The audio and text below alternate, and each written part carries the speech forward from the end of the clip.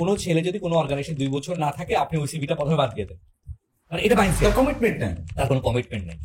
একটা অর্গানাইজেশনে কিন্তু একটা কালচার থাকে যে আমি একটা ছেলেকে, যে আমার যে প্রোফাইলটা আছে, প্রোফাইলে যদি তার 60% 70% ম্যাচ করে যায়, বাকি 30% বা 40% যে গ্যাপটা আছে, এটা তাদের টার্গেট থাকে, তাকে 2 বছর 3 বছরের ভিতরে ওই তার টিএনএ অ্যানালাইসিস করে এটা ডেভেলপ করে জব ট্রেনিং এটা হয়ে যায়, এটা তার হয়ে যাবে, গড়ে নেওয়া যাবে। আমাকে যদি ওখানে বলে দেয় সেন্ড ইউর রেজুমি, তাহলে I have to send resume by 2 page. Okay, আর যদি বলে কিছু বানাস, তার মানে হচ্ছে যে যদি আমি কোথাও জবের, সেটা ফ্রেশার্স এর জন্যই হোক আর ওয়ার্ক আমি অলরেডি অভিজ্ঞতা আছে সেখানেই হোক, তাহলে আমার আগে বিজ্ঞাপনটা খুব ভালো করে পড়তে হবে। সেন্ড ইউ সিভি লেখে না সেন্ড ইউ রেজুমি লেখে, এটা দেখা উচিত। এটা আমরা দেখি না, এটা ইচ্ছা করে দেওয়া হয় যে আসলে সিভি আর রেজুমি সে বুঝে কিনা। এটা সবসময় বলতে একদম এ নিয়েন না, যারা এদিকে নিয়েন না, আপনি সেকেন্ড লেয়ারের নেন যারা আমার সেলসে কন্ট্রিবিউশন করবে, এটা স্যারের খুব বেশি আছে।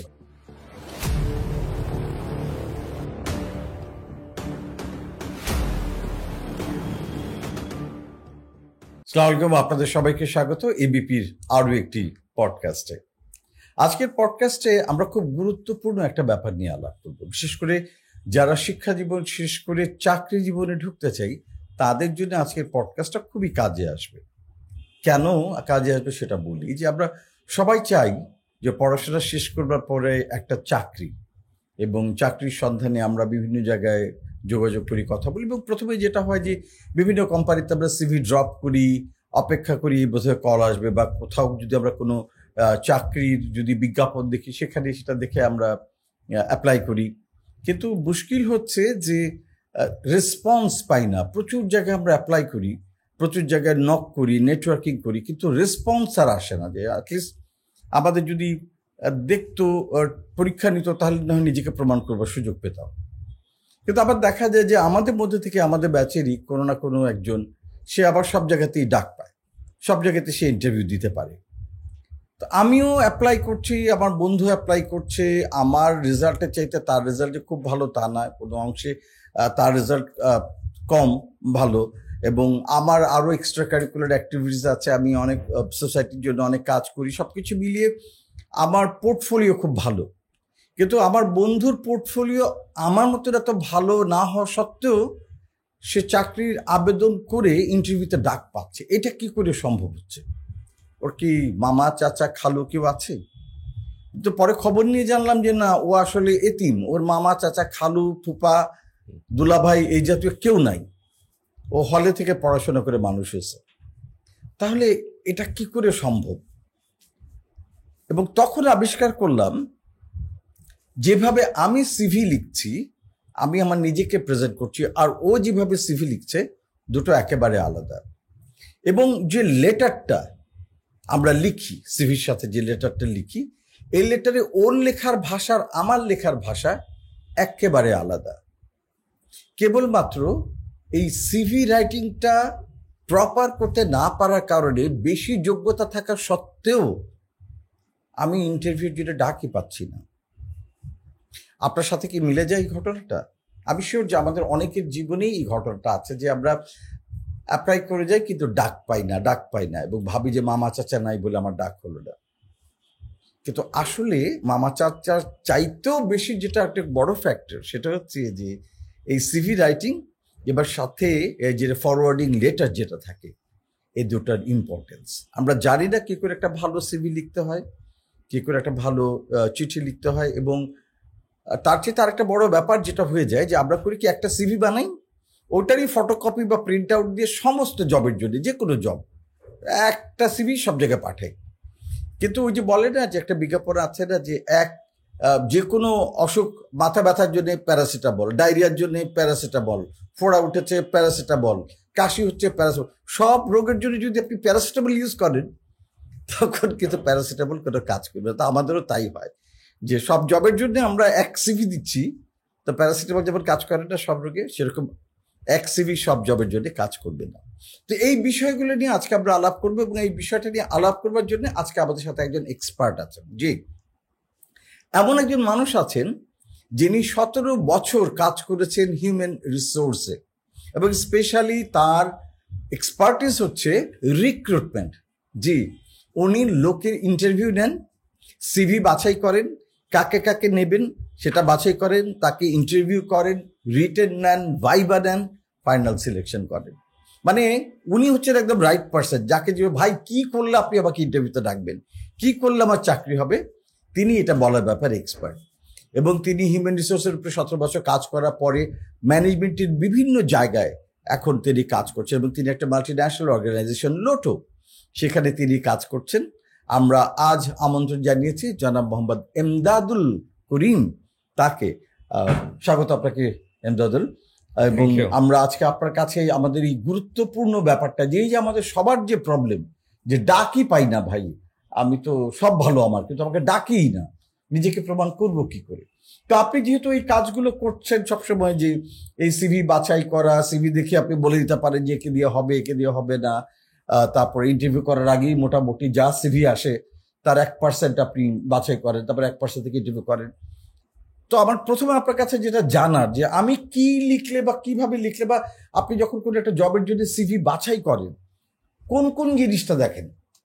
থ্যাংক ইউ বাপু ভাই। আসলে এটা একটা কোর জায়গা। এখন আমরা দেখতে পাচ্ছি যে ইভেন আমার আত্মীয় স্বজনের মধ্যে অনেকেই বলে যে আমি তো অ্যাপ্লাই করলাম, কিন্তু আমাকে কেউ কল করছে না।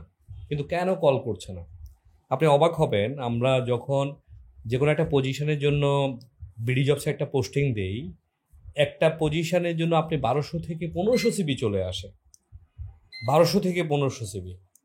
অথবা আমরা যদি বলি যে অ্যাপ্লাই করতে সিবি আমাদেরকে ফিজিক্যালি পাঠাতে হবে, সেখানেও আমরা 700 থেকে 800 সিবি পাই একটা পজিশনের জন্য। কিন্তু সেখান থেকে দেখা যায় আমি 15 থেকে 20টা সিবিও নিতে পারি না, এরকমও হয়। আমি অনেক পজিশন ফেস করেছি। 1% মানে 0.1% সিবি বাছাই করছেন, এরকম হয়েছে।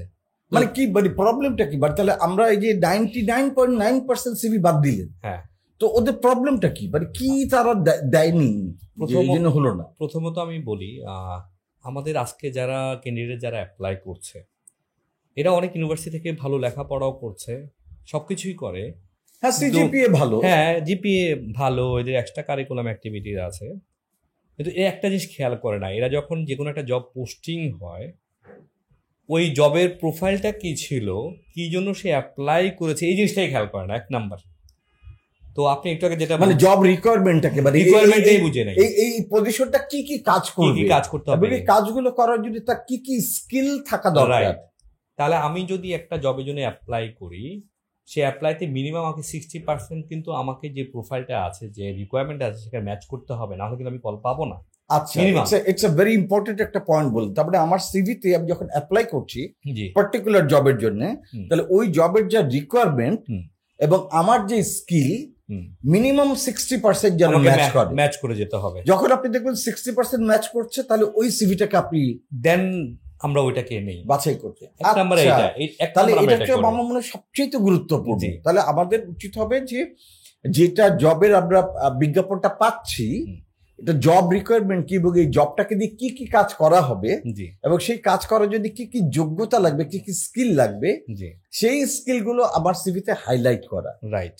এবং সেটার সাথে যদি 60% আমি ম্যাচ করাতে পারি, তাহলে মোটামুটি আমি একটা আশা পেতে পারি যে আমি ডাক পাবো। এখানে আপনার সাথে অ্যাড করি, মানে প্রত্যেকটা অর্গানাইজেশনে কিন্তু একটা কালচার থাকে, যে আমি একটা ছেলেকে, যে আমার যে প্রোফাইলটা আছে, এই প্রোফাইলে যদি তার 60% 70% ম্যাচ করে যায়, বাকি 30% বা 40% যে গ্যাপটা আছে, এটা তাদের টার্গেট থাকে, তাকে 2 বছর 3 বছরের ভিতরে ওই তার টিএনএ অ্যানালাইসিস করে এটা ডেভেলপ করে, জব ট্রেনিং এটা হয়ে যায়, এটা তার হয়ে যাবে, গড়ে নেওয়া যাবে, রাইট। এখানে একটা বড় গ্যাপ। প্রথম যদি আমি বলি, সেকেন্ডলি হলো আপনি যেটা বলছিলেন, যে আমি যখন সিভিটা বানাই, একটা সিভি আমি বানিয়েছি, এটা আমি সব জায়গায় পাঠাচ্ছি। আমি আমার পড়াটাকে দেখে একটু কোন জায়গায়, আমি যদি আজকে আমি সিম্পলি বলি, যদি এইচআরে আমি অ্যাপ্লাই করি, এইচআরে কিন্তু অনেকগুলো সেকশন আছে। ধরুন আমার একটা সিভি আছে, এখন ট্রেনিংয়ের জন্য চেয়েছে, তাহলে আমি কোন জায়গাটাকে এমফেসাইজ করব, যে ট্রেনিংয়ে আমি কি কি করেছিলাম, সেখানে আমার অ্যাচিভমেন্টগুলো কী ছিল, এবং আমি কি করতে পারবো, এটাও একটা বড়, কোন ইন্ডাস্ট্রিতে আমি কাজ করেছি, তাহলে আমাকে সিভিটাকে একটু রিফর্ম করে নিতে হবে।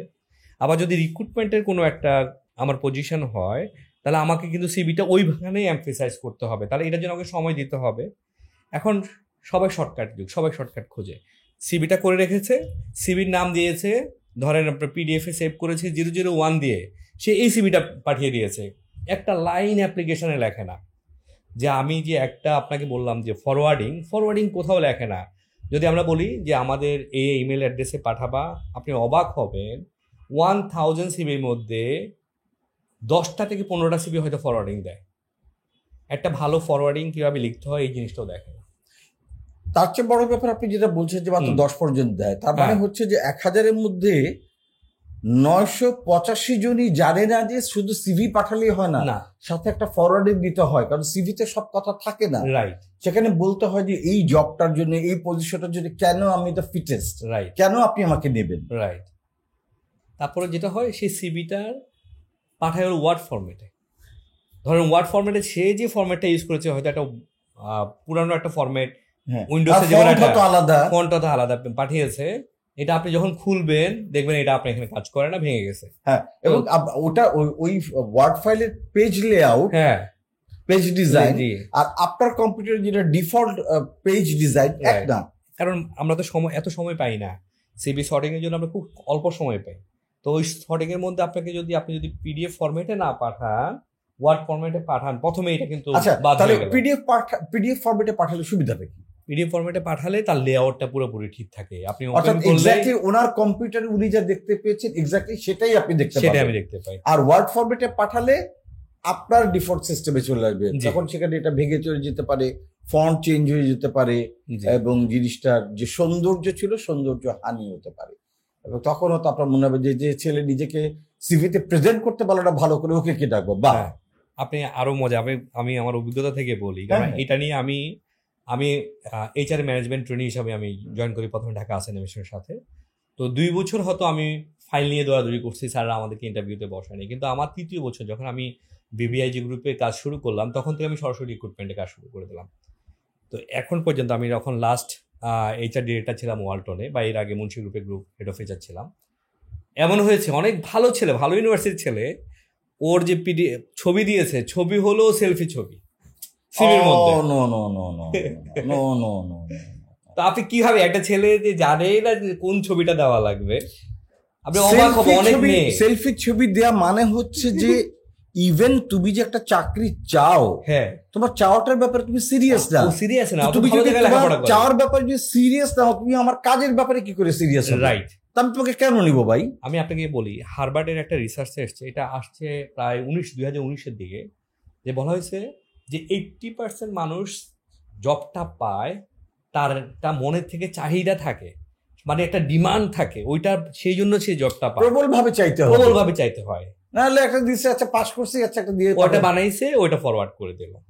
হাউ সিরিয়াস ইউ আর, মানে এটা করে না। সেকেন্ডলি আপনি দেখবেন অ্যাড্রেসটা লেখে, ওখানে মোবাইল নাম্বার দেয়, মোবাইল নাম্বার দেয় 3টা, একটাও কাজ করে না, কোথাও আপনি কল করে পাবেন না। তারপর হলো ইমেল আইডি, মাসে মাসে সিম চেঞ্জ করতে থাকে, ইমেল আইডি দেয়। ইমেল আইডিতে আপনি কি মজার ব্যাপার হলো, ইমেল আইডি লেখে, ধরেন এরকম, আমার নাম Imdad funny@something। Okay, that's another thing. এটা খুবই খুবই ইন্টারেস্টিং একটা পয়েন্ট বলেছেন, যে অর্থাৎ আমি যখন কাউকে প্রফেশনালি সিভি পাঠাচ্ছি কোনো অফিসে, তখন আমি যদি লিখি ড্রিম প্রিন্সেস, রাইট, কিংবা দ্য হ্যান্ডসাম বয়, মানে এরকম আপনি পাবেন অজস্র আছে এরকম। তারপরে যখন আমি এ ধরনেরই পাঠাচ্ছি, তার মানে বোঝা যাচ্ছে যে আমি একটা জিমেইল অ্যাকাউন্ট করেছি, সেইখানে আমার কোনো প্রফেশনালিজম নাই। তো আমার যদি প্রফেশনালিজম না থাকে, তাহলে আমাকে কেন আমি তাকে নিব? প্রথমে এগুলো মাইন্ডসেট হতেই পারে, ফাইন, আমার শুরুতে একটা ডকুমেন্ট থাকতেই পারে যে handsome boy, Prince, dream girl করলাম, কিন্তু যখন আমি চাকরির জন্য অ্যাপ্লাই করবো, তখন আমার প্রপার নেমে এটা খুলতে হবে আমাকে, আমার জিমেইলে একটা অ্যাকাউন্ট খোলা কোনো ব্যাপার না। imdad.karim@gmail.com করলাম। তারপরে this is a very professional email address, right. এটা আমাদের খুব বেশি ইম্পর্টেন্ট। এবং এটা খালি জবের ক্ষেত্রে না, আমরা যদি কোনো এমবাসিতে অ্যাপ্লাই করি, কোন জায়গায় অ্যাপ্লাই করি, তারাও কিন্তু দেখে যে এই মানুষটা কি আসলে ক্যারেক্টারিস্টিক্স কি, ছোট এটা দিয়ে তার পার্সোনালিটি বোঝা যায়, তার পার্সোনালিটি আমরা বুঝে ফেলি যে এই কিরকম, সে তো ফাজিল ছেলে, হ্যাঁ এটাই হয়, হ্যাঁ, গার্ল লাভার @gmail.com এটা আছে। আমি আপনি অবাক হবেন, আমি মুন্সিতে তো এত বেশি রিক্রুটমেন্ট আমাদের কাজ করতে হয়েছে, বা ওয়ালটনে, তো এমন ফানি ইমেল আইডি দেয়, আমি সিবি আমার টিমের ছেলে খোলেই নাই, এটা খুলবই না, তাও খুলে ছবি যেটা দেখে ওটা দেখার পরে শেষ। এরপর আপনি কেরিয়ার অবজেক্টিভ, অবাক হবেন, কেরিয়ার অবজেক্টিভ লেখে। আপনি ছবির কথা বলছিলেন, অনেকে সেলফি দেয়, অফকোর্স কোনো সেলফি দেওয়া যাবে না, কি ধরনের ছবি দিতে হবে সেটা একটু বলেন। অফকোর্স আমি যেহেতু এটা একটা প্রফেশনাল জায়গাতে অ্যাপ্লাই করছি, একটা প্রফেশনাল ছবি দেওয়াই উচিত। প্রফেশনাল ছবি বলতে কি মিন করছেন? এটা আমি বলবো প্রফেশনাল ছবি বলে আমি এখনকার যুগ যেটা মিনিমাম একটা স্মার্ট ক্যাজুয়াল ছবি দিতে হবে। তো স্মার্ট What is আজকে যেমন smart আজকে আপনি casual? বসে আছেন জি, যে আপনি কিন্তু ফুল ফর্মাল না, আপনি কিন্তু আপনার ব্লেজারের সাথে একটা শার্ট পরেছেন, সেমি ফর্মাল, টাই করেন। টাই করিনি। হ্যাঁ, তো এটা হইতে পারে। বা আপনি এমন একটা ছবি দিলেন আপনার ফেসের থেকে এক সাইড মনে হচ্ছে শুটিং এর ছবি দিয়ে দিচ্ছেন, তো ওই ছবি দেখেও কিন্তু আমরা নেই না। কারণ আমাকে যদি ছবিতে একটা মোটামুটি তাকে দেখার একটা অবয়ব বলে যেটাকে ফেস না পাই, তাহলে আমরা এখানে একটা যেটা চিন্তায় থাকি। মানে তার মানে হচ্ছে যে সিভিতে পাঠানোর জন্য আমরা স্টুডিওতে গিয়ে পাসপোর্ট সাইজ ছবি যেভাবে তুলি, প্রপার ড্রেস এবং সেটা করা হওয়া উচিত। উচিত একটা শার্ট, হোয়াইট শার্ট, ক্লিন একটা শার্ট, তারপরে একটা ব্লেজার হ্যাঁ, পরলাম। আমি একটা টাই পরতেও পারি, না পড়তে টাই পরলে ভালো, ভালো। Because that makes you smart, looks you smart. সেটাও না, সবচেয়ে বড় কথা দেখেন, আপনার বাসায় যদি একজন মেহমানকে দাওয়াত করেন, সে যদি সুন্দরভাবে আসে, দ্যাট মিনস হলো সে আপনাকে রেসপেক্ট করলো, রাইট? আপনি যদি কোথাও যান, আজকে আপনাকে একটা দাওয়াত দিল, বা আজকে এই প্রোগ্রামে আপনি আসছেন বা আমি আসছি, আমরা কিন্তু একটা প্রপার ড্রেস মেনটেন করার চেষ্টা করছি। দ্যাট মিনস হলো উই রেসপেক্ট দ্য এপিপি, যে তারা একটা আমাকে কল করেছে। আর আমি যদি এখানে- লুঙ্গি গেঞ্জি পরে চলে আসতাম, কিন্তু আমি যদি চাইলে একটা পোলো শার্ট পরে আসতাম, আমি লোটোতে চাকরি করি, লোটো পোলো শার্ট বাংলাদেশের একদম সব নামি দামি বেস্ট আমাদের পোলো শার্ট, আমাদের ডেনিম, আমি চলে আসতে পারতাম। তো আমি তো সেটা করি নাই। তো তাদেরকেও চিন্তা করতে হবে আমার যে ছবিটা আসলে দিব, আমার যাতে ফেসের একটা রিকগনাইশন হয়। কারণ আমি এমনও হয়েছে, এমন পজিশনে আমি যখন সিলেক্ট করছি, সিলেক্ট করে আমি ফেসে দেখতাম যে তার চোখে কোনো প্রবলেম আছে কিনা। এগুলো একটা বড় ব্যাপার থাকে কিছু পজিশনের জন্য। তার বিশেষ করে যারা ফ্রন্ট ডেস্কে যারা কাজ করবে, সেলসে কাজ করবে, আমি যারা পাবলিক ইন্টারঅ্যাকশনে থাকবে, কাস্টমার ইন্টারঅ্যাকশনে বিবিআইজি থাকবে। গ্রুপে যখন কাজ জি। করেছি, দ্যাট মিনস হলো আমাদের রিজেন্সি হলো আমাদের ফার্স্ট প্রপার্টি ছিল, ঢাকা জি। রিজেন্সি। জি, তো ওখানে রিক্রুটমেন্ট করতে গিয়ে আমাদের দেখতে হয়েছে, কারণ আমি যে ছেলেটাকে নিচ্ছি সে আই ভিশনটা এখান থেকে বোঝা যাবে না, কিন্তু আমি তো দেখতে পারবো যে চোখে কি অবস্থায় আছে, ফেসের কি কন্ডিশনে আছে। এরকম অনেক ছবি আসছে যারা হয়েছে, কিন্তু আসার পরে দেখি যে না, ওর ফিজিক্যালি চ্যালেঞ্জ আছে, কিন্তু ফিজিক্যালি চ্যালেঞ্জ জন্য আমার ডিপার্টমেন্ট আছে, অন্য ডিপার্টমেন্ট আছে, ব্যাক এন্ডে কাজ করবে। ব্যাক এন্ডে কাজ তাই করবে, বলে কিন্তু সে front end এ ব্যাক কাজ ফ্রন্ট করাতে এন্ডে পারবো আবার না। অন্য একটা ছেলে লাগবে, রাইট, সেখানে দর্শকধারীটা অনেক বেশি কাজ করবে। এটাই। তারপর আমি এটা আমার কাছে খুব মেজর না, মেজর যে জিনিসগুলো হয়, মেজরটা যদি ধরি যে একটা সিবির প্রথমে যে আমার অবজেক্টিভটা আছে, একটা অবজেক্টিভ যে লিখবে, সে অবজেক্টিভটা প্রপারলি লেখা না, সে একটা হয়তো কপি পেস্ট করে লিখে দিল তারও একটা কথা থেকে। যখন সে ইন্টারভিউ বোর্ডে বসে তখন তাকে জিজ্ঞাসা করি যে তোমার অবজেক্টিভ কি, কারণ আমরা চেক করিস এটা কি সে লিখেছে না কারোর মাধ্যমে লিখেছে। ওকে, দ্যাটস ভেরি ইন্টারেস্টিং। হ্যাঁ। এই জায়গাটা আসে যে একটা সিভি শুরুতেই যেটা থাকে যে অবজেক্টিভ, Objective একটা তোমার থাকে। লাইফের অবজেক্টিভ কি, Right. তুমি তোমার নিজের ক্যারিয়ার প্রোগ্রেশন, নিজেকে কোথায় দেখতে চাও, জি, এটা সবসময় প্রশ্ন থাকে। সো আপনারা এটা চেক করেন যে এটা কি কপি পেস্ট মারছে, কারোটা লিখে কপি করে দিছে, নাকি সে নিজে থেকে লিখেছে, নাকি সে রিয়েলি অবজেক্টিভটা মিন করে এটা তার লাইফের অবজেক্টিভ। রাইট। সো আপনি তাকে যেটা সিভিতে লেখা ওটাই জিজ্ঞেস করেন হ্যাঁ, এবং সে যা বলে ওটার সাথে মিলিয়ে দেখেন যে দেখি এটা এটা মিললো তার কিনা। সাথে বিলে কেন আমরা, কারণ ইন্টারভিউ তো কিছু টেকনিক আছে, আমরা একটা কিছু টেকনিক করি। So এটা একটা টেকনিক নাম্বার 1। এটা আমাদের একটা টেকনিক, বাট এটা যারা অ্যাপ্লাই করছে তাদের জন্য জানা উচিত, সে সিভিতে এই মাথা থেকে ওই মাথা যা লিখেছে সবটা জানতে হবে সে কি লিখেছে, রাইট, সে মনেই রাখতে পারে না। রাইট। হ্যাঁ। সো তাহলে এখন দেখেন একটা প্রথম ব্যাপার যেটা আপনাকে মনে রাখতে হবে, আপনি যে সিভিটা পাঠিয়েছেন হুম। আপনাকে মনে রাখতে হবে এই প্রতিষ্ঠানে কোন সিভিটা পাঠিয়েছেন, ঠিক আছে? ইন্টারভিউ দিতে যাবার সময় অবশ্যই আপনার সিভিটা ভালো করে স্টাডি করবেন, যে সিভিতে আপনি কি কি ইনফরমেশন দিয়েছেন। উনি যেটা বলছেন একটা ট্রিক কিন্তু ওনাদের আছে বের করার, ওনারা সিভিটা দেখে ডাইরেক্ট প্রশ্ন করেন, যদি সিভির সাথে মিল না পান তাহলে ওনারা বুঝে নেন যে কোথাও একটা সমস্যা আছে, আপনি কিন্তু ইন্টারভিউয়ে বাদ পড়ে গেলেন। জি, একটা So interview তে নেগেটিভিটি তৈরি হয়ে নেগেটিভ যাচ্ছে। একটা পয়েন্টস কিন্তু আপনার যোগ হয়ে গেল। হুম। So always be very careful কোথায় কোন সিভিটা পাঠাচ্ছেন, এটা একদম ডায়েরিতে নোট করে রাখবেন। নাম্বার 1, ইন্টারভিউতে যাবার আগে সিভিটা অবশ্যই খুব ভালো করে মন দিয়ে স্টাডি করে যাবেন। অবজেক্টিভে কি লিখেছেন, পার্সোনাল ইনফরমেশন কি দিয়েছেন, পড়াশোনার ইনফরমেশন কি দিয়েছেন, আপনার এক্সট্রা কারিকুলার অ্যাক্টিভিটিসে কি দিয়েছেন, আপনার ড্রিম কি দিয়েছেন, কি কি ক্যাপাসিটি আছে আপনার, এগুলো যা যা লিখেছেন এটা যেন আপনি ইন্টারভিউর যখন আপনাকে প্রশ্ন করবে আপনি যেন কমপ্লাই করতে পারেন। রাইট। ছেলেরা যে অবজেক্টিভ লেখে সেই অবজেক্টিভটাও সে দেখে আসে না। সেকেন্ডলি হলো আপনি যখন সিভিটা লিখছে, আমার কিন্তু আমরা যারা জব করি অন্তপক্ষে 2-3 বছরও কাজ করে ফেলেছি, একদম ফ্রেশারদেরকে আমি যদি বাদ দিই, তাহলে তাদের একটা কিন্তু কেরিয়ার একটা সামারি হতে পারে, তাহলে আমরা ফার্স্ট দেখি সে কোনো কেরিয়ার সামারি দিয়েছে কিনা, আচ্ছা সে কি স্কিলগুলো ডেভেলপ করেছে, ওইখানের মধ্যে তার কোর অ্যাচিভমেন্টটা ছোট আকারে কিছু লিখেছে কিনা, কোন ইন্ডাস্ট্রিতে তার এক্সপার্টিস এসেছে। আর যদি এটা আমাদের একদম ফ্রেশারদের জন্য হয়, ফ্রেশারদের ক্ষেত্রেও আমরা দেখি, ফ্রেশারদের ক্ষেত্রে সাধারণত অবজেক্টিভের পরে কিন্তু ওরা বেশিরভাগ লেখে হলো ওদের এডুকেশন সামারিটা লেখে। কিন্তু এডুকেশন সামারির আগে আমি মনে করি তার একটা ভিউ দেওয়া উচিত যে এই তার এডুকেশন লাইফে, তার স্টুডেন্ট লাইফে এই সে হয়তো কিছু তার খুব স্কিল ডেভেলপ করেছে, এই জায়গাগুলো সে যদি আগে একটা শর্ট ভিউ দিতে পারে, তাহলে আমিও কিন্তু ম্যাচ করতে পারি।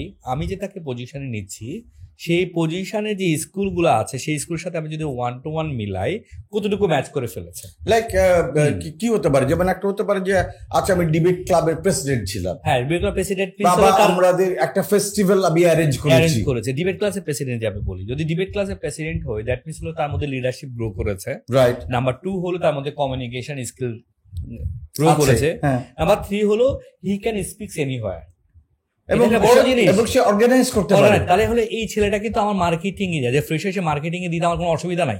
এক্স্যাক্টলি। আর যে ছেলে একটা ডিবেট ক্লাবের প্রেসিডেন্ট ছিল, তার মানে হচ্ছে এই ছেলে অলরেডি অনেক কিছু তৈরি হয়ে আসছে, যদিও সে ফ্রেশার্স। আমি আপনাকে বলি, মানে আমি কুমিল্লা ভিক্টোরিয়া কলেজে ছিলাম, আমি শাহজালাল ইউনিভার্সিটিতে ছিলাম, যে কোনো একটা কারণে মানে অ্যাক্সিডেন্টটা ফেস করি, সেই কারণে আমি আবার ব্যাক টু আমার হলো কুমিল্লা ভিক্টোরিয়া কলেজে। আমি কিন্তু আমার অনার্স কমপ্লিট করার সময়, আমি যখন অনার্সে ছিলাম, আমি কিন্তু ডিবেটই স্কুল লাইফ থেকে আছে। আচ্ছা, এটা আমাকে এত বেশি সামনে এনেছে যে ডিবেট করেছি, এই এক্সট্রা কারিকুলাম অ্যাক্টিভিটি, আমি কোথাও কথা বলতে গেলে আলহামদুলিল্লাহ আমার ভয় লাগে না। এটা একটা বড় জিনিস, এই যে আপনার মধ্যে থেকে ভয়, একটা ইন্টারভিউতে যখন আমরা বসি, অনেকে অনেক কিছু জানে কিন্তু কথা বলতে পারে না, মানে সে যে খুলে কথাটা বলবে, গুছায় কথাটা বলবে, অর্গানাইজ ওই কথাটা বলতে পারে না। মেবি সে তো ডিবেট পারে না, সে যদি পেন্টিং করে সেটা লিখবে, আমি পেন্টিং করতে পারি, দেন উই নো যে আচ্ছা ওকে দিয়ে ওই ক্রিয়েটিভ কাজগুলো হবে, বা আবার প্রোডাকশনের ডিজাইনে সে কাজ করতে পারবে, সে পারে, মানে তার ক্রিয়েটিভ থিঙ্কিং আছে। হ্যাঁ, তাহলে আমার ক্রিয়েটিভ থিঙ্কিং যদি হয়, কোনো অর্গানাইজেশন যদি ভ্যালু থাকে, যে 6টা ভ্যালু বা 5টা ভ্যালু থাকে, একটা ভ্যালুর সাথে যদি ম্যাচ করে ফেলে, এটা তার কাজে চলে আসবে। তার মানে হচ্ছে সিভিতে আমার যদি কোনো এক্সট্রা কারিকুলার অ্যাক্টিভিটিস থাকে, জি, আমি যদি কোনো ক্লাব পারফর্ম করে থাকি, কোনো স্পেশাল এবিলিটি যদি আমার থাকে, সেটা আবার অবশ্যই আমি একটু সামারি আগে করে দেব, এটাকে সামারির মধ্যে আমি ঢোকাবো যে আমার কি কি স্কিল আছে, তাই তো? তাহলে অবজেক্টিভ দিলাম, সামারি দিলাম। আমি যদি এমফেসাইজ করি, দুইটা এমফেসাইজ করতে পারি। একটা হলো যারা জবে ঢুকে গেছে, তারা অবশ্যই, আমরা ফ্রেশার্স দিয়ে কথা বলি, হ্যাঁ ফ্রেশার যদি হয়, তারা অবশ্যই তার সামারিটাতে আসবে, সে তার স্টুডেন্ট লাইফে যে স্কিলগুলো ডেভেলপ করেছে এখানে তার একটা সামারি দিবে। এরপরে তার এডুকেশনটাকে খুব সুন্দরভাবে ব্রিফ করবে, রেজাল্টটাকে, অনেকে রেজাল্টটাকে লিখতে চায় না, কারণ রেজাল্টটা তো আমাদের জন্য খুব ইম্পর্টেন্ট। আমরা বলি যে সিজিপিএ কত, বা যাদের রেজাল্ট ভালো হয় তারা লিখতে চায়, হ্যাঁ তারা লিখতে চায় না, এখানে তারা একটু স্কিপ করতে চায়, আসলে ভয়ের কিছু নাই। কারণ আমরা জানি, আমি ইন্টারভিউতে ফেল করি আমরা অনেকে, এই জন্য আমরা অনেক সময় ফেক ইনফরমেশন দিয়ে দিই, ওইটা আমরা করতে পারবো না। কিন্তু যারা ফ্রেশার থাকে এটা করার চেষ্টা করে, বা যারা খুব ঘন ঘন জব সুইচ করে, 6 মাস 1 বছর প্রচুর পাই, ওই সিভিটাও কিন্তু আমি বাদ দিয়ে দিই। কারণ হলো আমি যখন বাটাতে ছিলাম, আমার হলো এমডি ছিলেন কুমার নিতেশ স্যারের সাথে আমি সরাসরি কাজ করেছি, আমার এইচআর ডিরেক্টর ছিল হাবিব স্যার। তো স্যার আমাকে ওই অথরাইজ দিয়ে রাখতো স্যারের সাথে সরাসরি কাজ করার জন্য, রিক্রুটমেন্ট নিয়ে। তো স্যার বলতো, ইমরান, কোনো ছেলে যদি কোনো অর্গানাইজেশন 2 বছর না থাকে, আপনি ওই সিভিটা প্রথমে বাদ দিয়ে দেন। মানে এটা মাইন্ডসেট, তার কমিটমেন্ট নাই, তার কোনো কমিটমেন্ট নাই। কারণ he became MD of Bata by 38 years. উনি বাংলাদেশে এমডি হয়ে আসছে, ওনার বয়স তখন 38। বাংলাদেশে এত কম বয়সের এমডি কিন্তু বাটাতে কখনো আসেন, একটা মাল্টিনেশনাল কোম্পানির মতো। তো এটাই থেকে আমার শেখা। আমি যদি বলি, মানে অনেক কিছু অনেকে দেখে সিভির মধ্যে, আবার অনেকে দেখে যে আমি যে আমার যে ইউনিভার্সিটিতে দিলাম, স্কুল দিলাম, সেই স্কুলটা উপরে লিখে ফেলতেছে। স্কুল আমার আগে আসবে না, আমার লাস্ট এডুকেশনটা ফার্স্টে চলে আসবে। রাইট, আমার ক্রনোলজিক্যাল লাস্ট এডুকেশনটা ফার্স্টে আসবে। এটা একটা খুব ইম্পর্টেন্ট কথা বলে। তাহলে আমি ফার্স্টে অবজেক্টিভ দিলাম, সামারি দিলাম, আমার কি কি এবিলিটিস গুলো আছে, স্কিল গুলো আছে, সফট স্কিল যা যা আছে দিলাম, তারপর আমি এডুকেশন আসবে যদি ফ্রেশার্স হই, এবং এডুকেশন দেওয়ার আগে সবার আগে স্কুলটা শুরু করবো। আসলে লাস্ট স্টেপ যেটা করি, আমি যদি মাস্টার্স করি তাহলে মাস্টার্স, যদি ব্যাচেলার্স করি তাহলে ব্যাচেলার্স, রাইট, তাহলে সেভাবে আমি শুরু করবো, তারপরে এইচএসসি, তার নিচে এসএসসি। এবং এটার পরে যদি আমার কোনো অ্যাচিভমেন্ট থাকে, এডুকেশন লাইফের অ্যাচিভমেন্ট, আমি যেমন অ্যাচিভমেন্ট গুলো এমন হতে পারে যে আমি ইউনিভার্সিটিতে আমি গোল্ড অ্যাওয়ার্ড পেয়েছি, অথবা স্কলারশিপ পেয়েছি, হ্যাঁ প্রেসিডেন্ট অ্যাওয়ার্ড পেয়েছি, স্কলারশিপ পেয়েছি, এগুলো কিন্তু হাইলাইট করা উচিত। কারণ প্রত্যেকেই কিন্তু চায় যে তার অ্যাচিভমেন্ট গুলোর সাথে তার জবে যেখানে দিচ্ছে সেখানে লিঙ্কটা কিভাবে করা যায়। আমরা কিন্তু লিঙ্কটা খুব চিন্তা করি, অ্যালাইনমেন্টটা খুব চিন্তা করি যে অর্থাৎ কোথায় নিয়ে জবের যে রিকোয়ারমেন্ট হ্যাঁ তার সাথে এই ছেলের যে ক্যাপাসিটি, এই দুটো alignment করার চেষ্টা যোগসূত্রটা করি। করা যায় কিনা, রাইট, মেলানো যায় কিনা, এটা আমরা করি। যার সাথে মিলে যায় হ্যাঁ তাকে আপনি ডাকছেন। রাইট। তারপরে আমাকে সিভি লেখার সময় জবের যে ক্রাইটেরিয়া এবং এই ক্রাইটেরিয়ার জন্য যে ধরনের একটা প্রোফাইল দরকার, মানুষ দরকার, আমার ক্যাপাসিটিগুলি এটার সাথে ম্যাচ করে কিনা দেখবো। যদি ম্যাচ করে সেগুলোকে হাইলাইট করে লিখলে পরেই তাহলে রিক্রুটার হিসাবে আপনি দেখবেন যে আপনার নিড আর আমার ক্যাপাসিটি দুটার মধ্যে মিলে যাচ্ছে। যখনই মিলে যাবে আপনি আমাকে কল করুন। রাইট। তাহলে এই মেলানোটা হচ্ছে আমার কাজ। এটা আমরা ফ্রেশারদের ক্ষেত্রে বললাম। আবার ঠিক এই ক্ষেত্রেই যদি আমি বলি যে তখন যারা জব করছে তাদের বেলায় কিন্তু এডুকেশনটা পরে আসবে, তাদের বেলায় হলো মেইনলি হলো কোন অর্গানাইজেশনে কাজ করছে। এখন অর্গানাইজেশন যখন কাজ করে তারা অর্গানাইজেশন নাম লিখে, এমন অর্গানাইজেশন আছে আমি বুঝি না কোন ইন্ডাস্ট্রি, এটা বুঝতে হবে,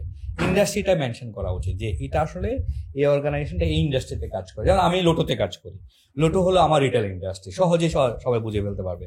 কিন্তু আমি হয়তো আমার একটা নাম দিলাম কসমিক গ্রুপ অফ ইন্ডাস্ট্রিজ। আসলে এরা কোন জায়গাটা হাইলাইট, ইন্ডাস্ট্রিটা কোন জায়গার, মানে এটা কি এরা রিটেল ইন্ডাস্ট্রি নাকি ম্যানুফ্যাকচারিং না আরএমজি, এটা যদি একটু হাইলাইট করে দিতে পারি। আমি আসলে ইন্টারভিউতে যারা বসে তাদেরকে বলেও দিই, ভাই আপনি এরপরে আপনার সিভিটাকে এভাবে একটু ডিজাইন করে নিয়ে, তাহলে খুব ভালো হবে। তো আরেকটা খুব ভালো পয়েন্ট আমি পেলাম। হ্যাঁ, আপনার সবাই যখন যারা স্পেশালি যারা অলরেডি জবে আছেন, জব করছে, যাদের ক্যারিয়ার আছে, যখন জব এক্সপিরিয়েন্স গুলো লিখছেন, যে ধরেন লাইক আমি ডাচ বাংলা ব্যাংকে ছিলাম, ডাচ বাংলা কি একটা ফাইন্যান্সিয়াল ইনস্টিটিউশন, রাইট। আমি গ্রামীণ ফোনে ছিলাম, টেলিকমিউনিকেশন ইন্ডাস্ট্রি, ঠিক আছে। আমি কি বলে পিৎজা হাটে ছিলাম, তাহলে ফুড ইন্ডাস্ট্রি। অর্থাৎ আপনি এরকম যেটা যে ইন্ডাস্ট্রিতে ছিলেন সেটা লিখে দিলে তখন যিনি আপনাকে জবের জন্য খুঁজছেন তার পক্ষে খুব সহজ হবে যে তাদের যে এক্সিস্টিং ইন্ডাস্ট্রি আছে সেই ইন্ডাস্ট্রির সাথে কতটা কানেক্টেড সেটা দেখে আপনাকে ডাকাটা। আপনার এক্সপার্টিস এরিয়াটা তখন উনি বুঝতে পারবেন। রাইট। এবং এখানে একটা জিনিস দেখা উচিত, যারা জবে আছে তাদের যখন সে অর্গানাইজেশন নাম লেখে, ইন্ডাস্ট্রি লিখলো, লেখার পরে তার কোর কয়েকটা তার যে রোল আছে, রোলটা লিখবে, নট জব ডেসক্রিপশন। আমরা কিন্তু জব ডেসক্রিপশন লিখে ফেলি, রোল লিখবে যে ওই পজিশনে সে কি কি এনশিওর করতে হয়েছে, প্লাস ওই পজিশন এনশিওর করতে গিয়ে কি কি অ্যাচিভমেন্ট। আচ্ছা, এইখানে আমি আপনার কাছে একটা জিনিস জানতে চাই আমি, যে জব ডেসক্রিপশন আর জব রোল, জি, এই দুটার তফাৎ কি? আসলে দুইটাই যদি আমরা বলি, মানে জবের যে কন্টেন্টটা থাকে এটা তো মূলত কন্টেন্ট। কন্টেন্টের ভিতরে আমি দেখবো যে ডিটেলস যদি কন্টেন্ট হয় সেটা আমার জব ডেসক্রিপশন, আর এটা যদি আমি অল্পতে লিখে, যেমন সিবি আমার রেজিউমের মধ্যে, সিবিটা কি হয় আমার হলো ডিটেলসে থাকে, এটা টোটাল আমার লাইফ।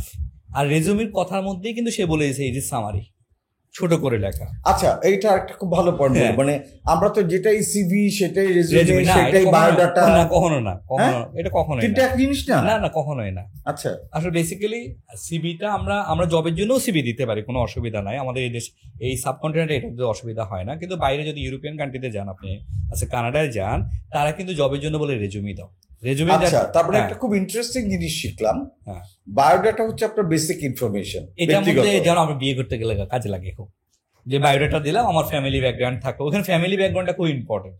আচ্ছা, তারপর আমি কি কাজ করি সেটা আমার জন্য ইম্পর্টেন্ট, কিন্তু মামা চাচা খালা খালু ওটা খুব বেশি ইম্পর্টেন্ট বায়োডাটাতে। So that is biodata. Biodata অনেকে এখন বায়োডাটার জায়গায় সিভি দিয়ে ফেলে, বাট সিভি হবে না, কিন্তু এখানে ওখানে বায়োডাটাই দিতে হবে।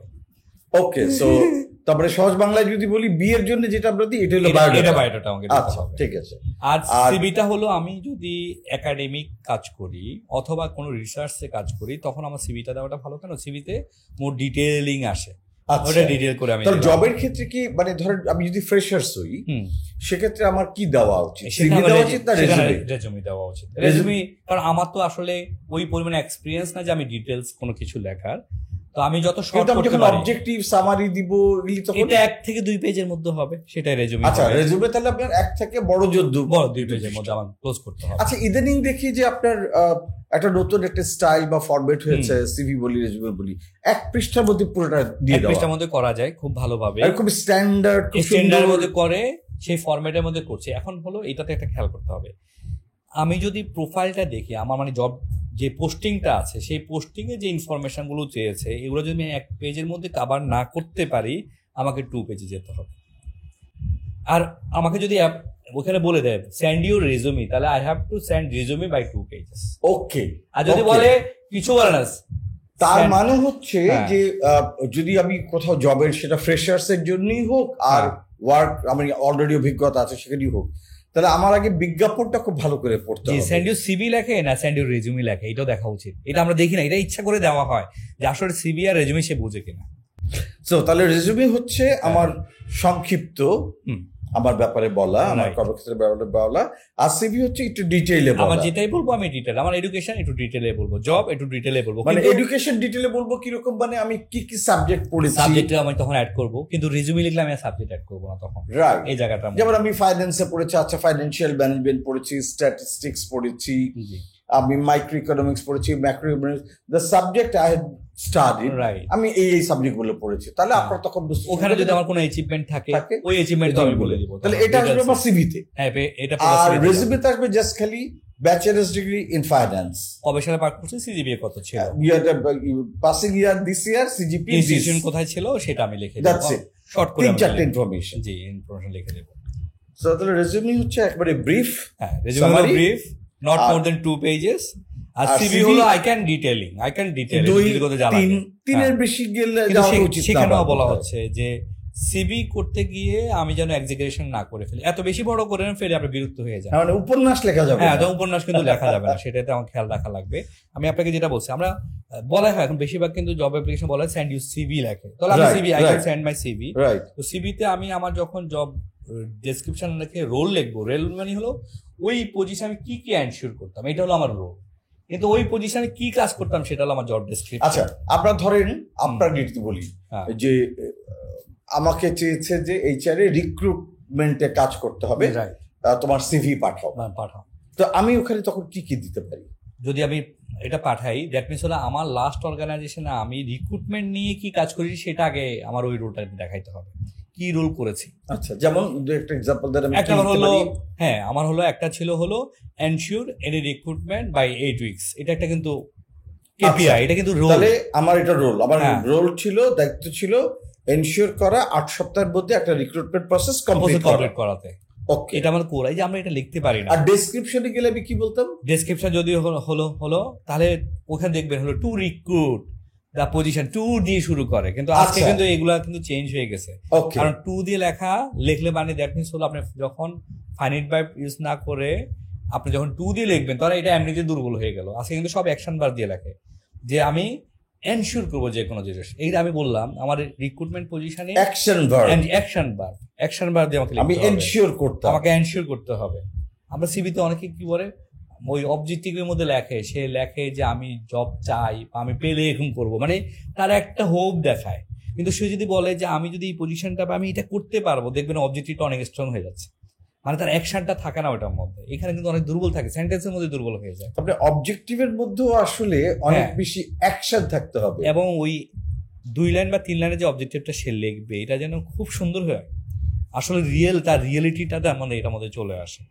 একটা সামারি কথা বলতে হবে, মানে বলছি যে একটা যদি ড্রিমি বা অ্যাম্বিগুইটি, আর একটা হচ্ছে অ্যাকশনাল অবজেক্টিভ কিরকম হতে পারে, একটা যদি এক্সাম্পল দেন। আমি যদি বলি যে আমার যে 17 ইয়ার্স এর যে এক্সপেরিয়েন্স আছে, এই এক্সপেরিয়েন্স এইচআর অ্যাডমিন এবং বিজনেস অ্যাডমিন, আমি যে কোনো অর্গানাইজেশনে একটা লিড পজিশনে I can contribute as well I can learn, এটা আমি দুইটাই করতে পারবো। কন্ট্রিবিউটটা আমি, কারণ সবাই কন্ট্রিবিউশন শুনতে চায়, সবাই বটম লাইন দেখতে চায়, তাই না?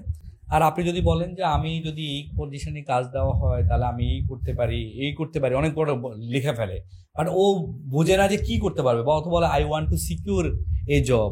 তো সিকিউর করলে আমি সিকিউর করার আপনি কি আছে, আমি তো আপনাকে সিকিউর করবেন না, হোয়াটস ইট ফর মি। হ্যাঁ, মানে প্রতিষ্ঠানের জন্য কি আছে, কিন্তু উইন উইন সিচুয়েশন চাই। তো ওর কিন্তু অবজেক্টিভের মধ্যে আমরা উইন উইন সিচুয়েশন আছে কিনা সেটা দেখি, যে আমি যদি প্রতিষ্ঠানে পাই, আমি এখানে আমার যে ক্যাপাবিলিটি আছে তার মাধ্যমে আমি বলে দিয়েছি আমার এইচআর অ্যাডমিন এবং আমার হলো বিজনেস যে নলেজ আছে এবং স্কিল আছে, দুইটাই আমি কিন্তু দিয়ে কন্ট্রিবিউট করতে পারবো, আমি উইন করতে পারবো। এরপর আমরা যেটা বলতে ফ্রেশার্স যদি, তাহলে আমি লিখবো যে আমার স্পিকিং এবিলিটি আছে, রাইটিং এবিলিটি আছে, এটার মাধ্যমে আমি অর্গানাইজেশনের কমিউনিকেশনকে বেটার করতে পারবো। আমি একটা পজিশন ধরো ম্যানেজমেন্ট ট্রেনিং পজিশন, যে আমার যে এই এখন স্কিল আছে, এটা দিয়ে আমি এই পজিশনে I can contribute to the company as well as I can grow with the company. সবাই কিন্তু গ্রো করতে চায় না, আমি গ্রো হইতে পারি।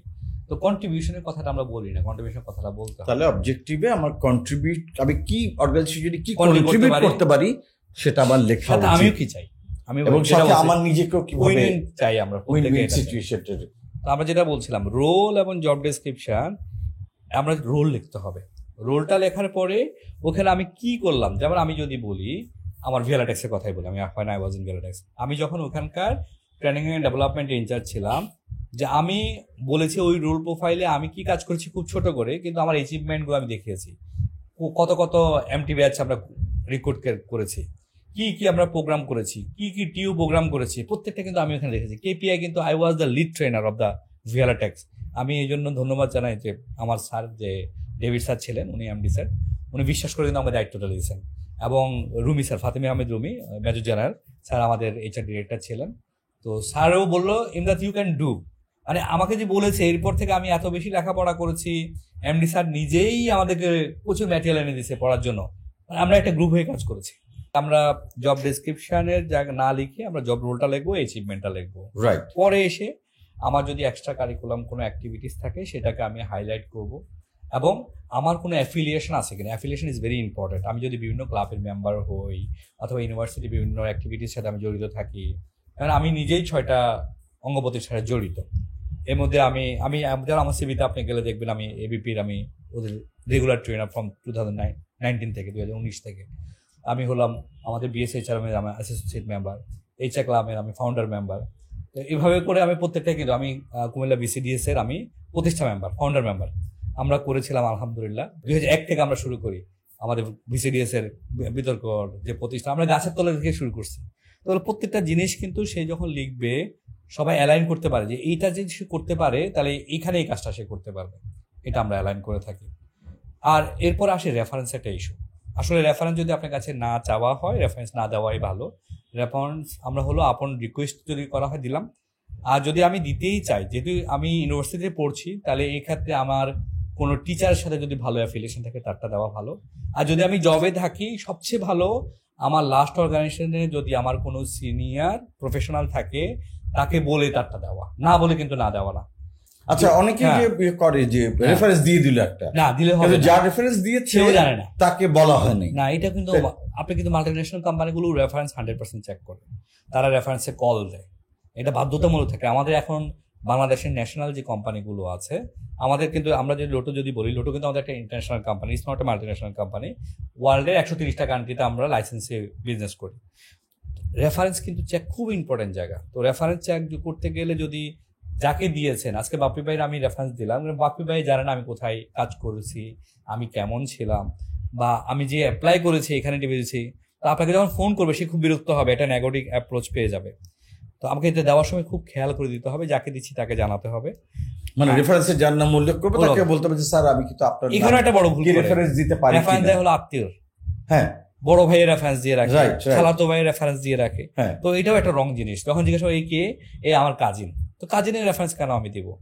আমি তো তাহলে কার রেফারেন্স দেওয়া উচিত? আমি তো প্রফেশনাল জায়গা, আমি যদি স্টুডেন্ট হয়, নতুন ফ্রেশার, আমি ফ্রেশার যদি হয়, অবশ্যই আমার এক্স টিচারদের দেওয়াটা সবচেয়ে ভালো, কারণ টিচারদের সাথে আমি ছিলাম, তারা আমাকে খুব ভালো করে ক্লোজলি দেখেছেন, ওনারা আমার সম্পর্কে বলতে পারবেন। অথবা আমি এমন জায়গায় ইন্টার্নশিপ করেছিলাম, সেই ইন্টার্নশিপ ওনার সুপারভাইজার, আমার সুপারভাইজার ছিল, ওনার নামটা দিলাম।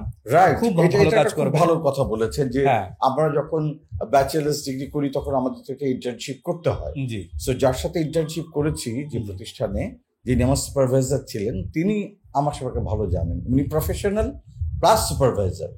সো উনি সবচেয়ে ভালো একজন রেফারেন্স। এবং বলতেও পারবে যে এই ইন্টার্নের সময় এই 3 মাসে এই কন্ট্রিবিউটটা করেছে, কারণ বাকি ইন্টার্নের সময় কিন্তু ভালো কন্ট্রিবিউট করে, কিন্তু অবশ্যই তার অনুমতি নিয়ে তাকে জানিয়ে রেফারেন্সটা করতে হবে।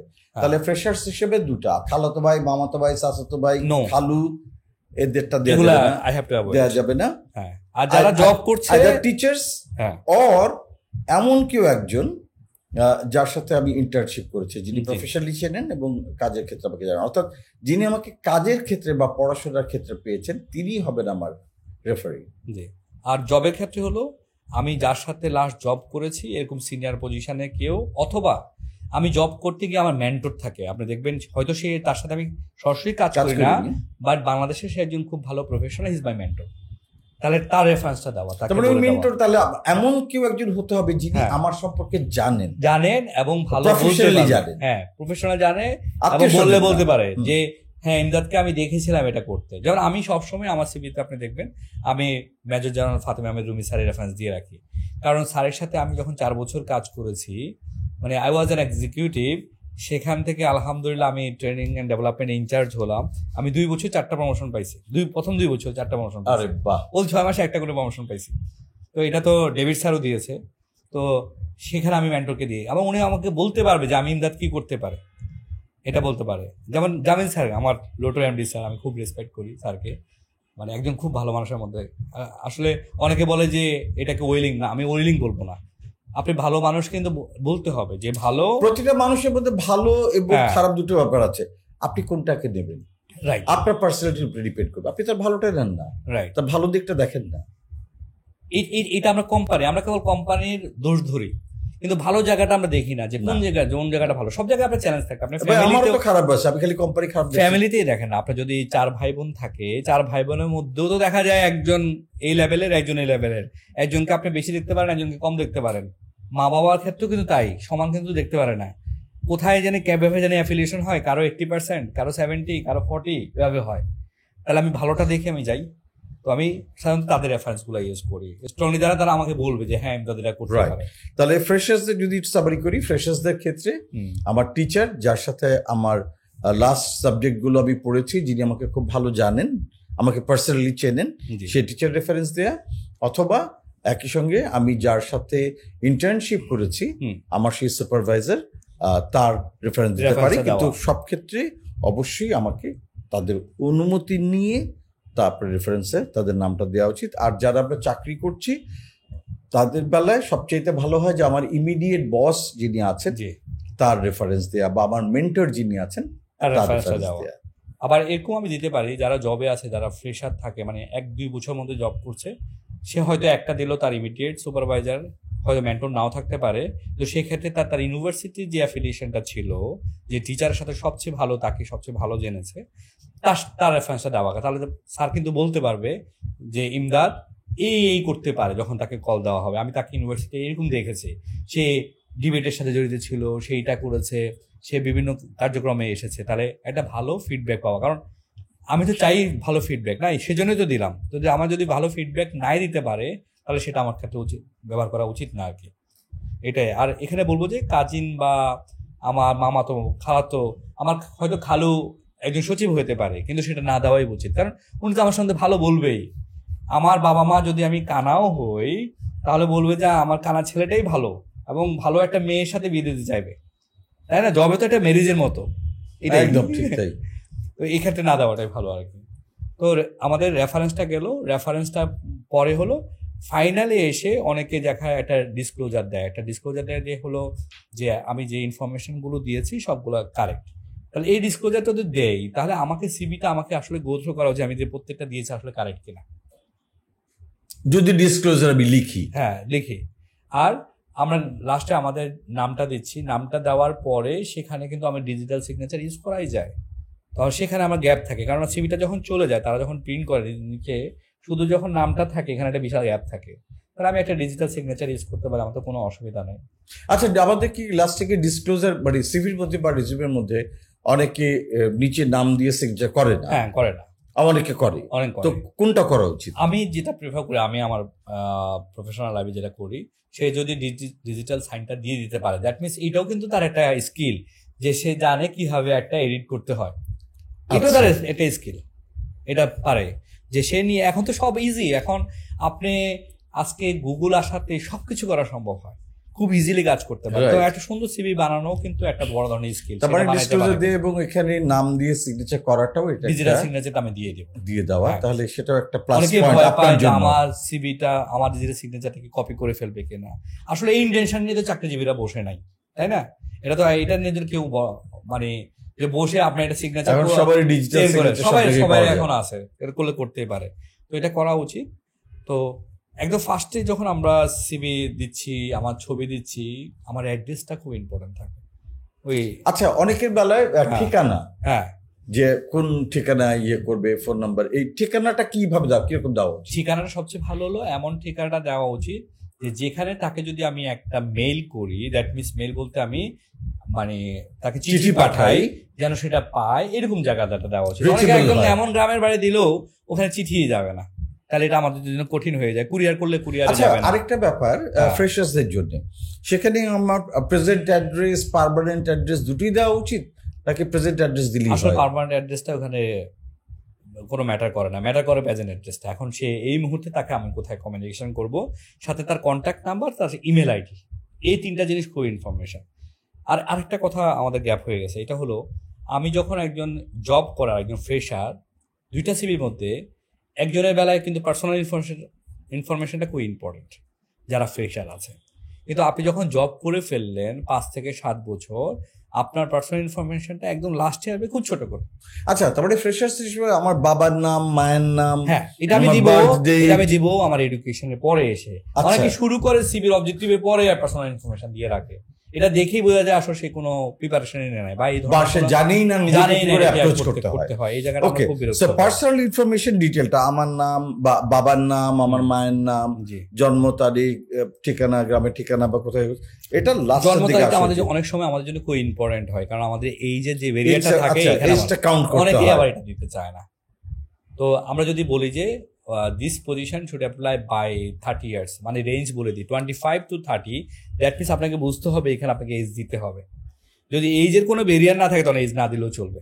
ওকে, that's another very important thing বলবো। রাইট। তারপরে আমাকে ওই যে আসলে যে বিজ্ঞাপনটা, রিক্রুটমেন্টের যে চাকরির যে বিজ্ঞাপনটা, এটা আসলে কত ইম্পর্টেন্ট, মানে একেবারে প্রতিটা অক্ষর একদম ইয়ে করে পড়তে হবে। জি। তারপরে ওখানে যদি লেখা থাকে যে এই জবের ক্ষেত্রে ম্যাক্সিমাম এজ লিমিট হচ্ছে মিনিমাম এজ 25, ম্যাক্সিমাম 30 যদি থাকে, তাহলে আমার অবশ্যই বার্থ ডেট ওখানে উল্লেখ করতে হবে, যাতে যিনি সিভি বাছাই করবেন তিনি যেটা ক্যালকুলেট করতে পারেন যে এই বয়স সীমার মধ্যে পড়ছে কিনা।